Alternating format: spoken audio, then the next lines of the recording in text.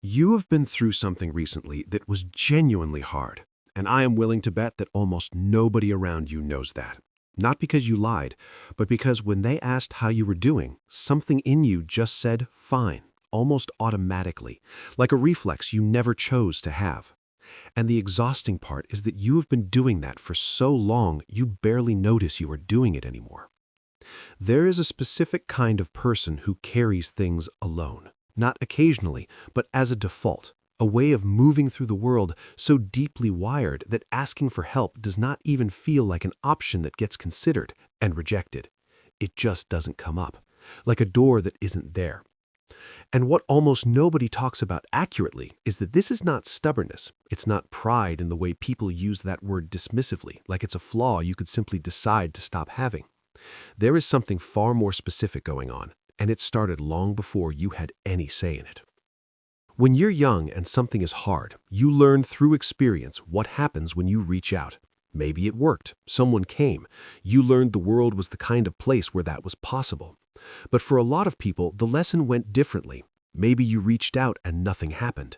Maybe the people you needed were so overwhelmed that your need felt like one more thing landing on them, and you felt that, even if nobody ever said it out loud. Children read the room before they can read a sentence, and the conclusion the nervous system draws, quietly, without words, is that needing things is a burden, that the safest version of you is the one who doesn't require anything from anyone. Psychologists call this compulsive self-reliance, first described by attachment researcher John Bowlby in the 1980s. What Bowlby found was that children who could not consistently rely on caregivers to respond to their distress did not simply stop feeling distress, they stopped showing it.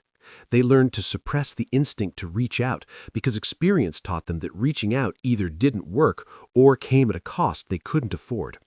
And that suppression doesn't stay in childhood, it travels with you.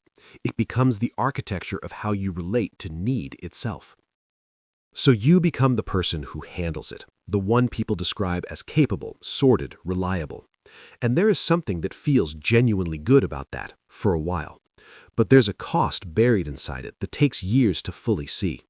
Because when you're always the one who handles it, when you never let anyone see the underside of things, you start to become unknowable. The version of you that exists in other people's minds is the one who is fine, always fine, impressively fine. And the gap between that version and the one lying awake at 2 a.m. running through everything alone, that gap gets wider and lonelier the longer it goes on. And then there's the thing that's harder to say.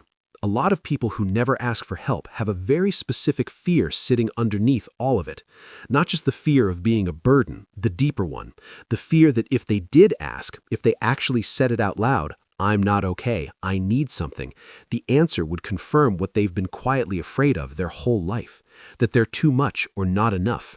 That the need, exposed, would be the thing that finally drives people away. So the help never gets asked for, not because they don't need it, but because needing it feels like a test they're not willing to risk failing. A long-term study published in Psychosomatic Medicine found that people who consistently suppress emotional needs show significantly elevated cortisol levels over time. The body is not fooled by the performance of being fine. It keeps the score in places you can't see until you can't ignore them. In the exhaustion that doesn't lift after sleep, in the irritability that comes from nowhere, in the feeling that you've been running on empty for longer than you can remember. The people who develop this pattern are not emotionally unavailable or incapable of closeness. They're people who learned, in conditions that gave them very little choice, that vulnerability was a place where they got hurt.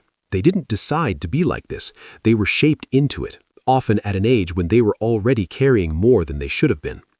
And the particular cruelty of it is that the very thing that would help, letting someone in, saying the true thing, asking for what they actually need, feels from the inside like the most dangerous thing they could possibly do. This is not a personality flaw. It's a survival strategy that outlived the conditions that created it. It kept you intact through something. It did its job. The question is just whether it's still doing a job you need done, or whether it's now costing you more than it's protecting you from.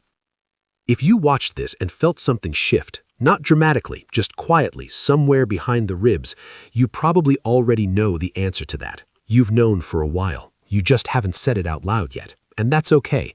But I think some part of you is tired, really tired, in a way that has nothing to do with sleep. And that particular kind of tired is not weakness.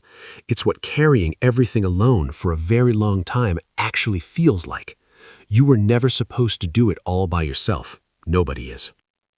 If you want to go further with any of this, I've put together a list of books on attachment, self-protection, and how we actually change. Link is in the description. And if this is the kind of thing you want more of, subscribing means you won't miss it.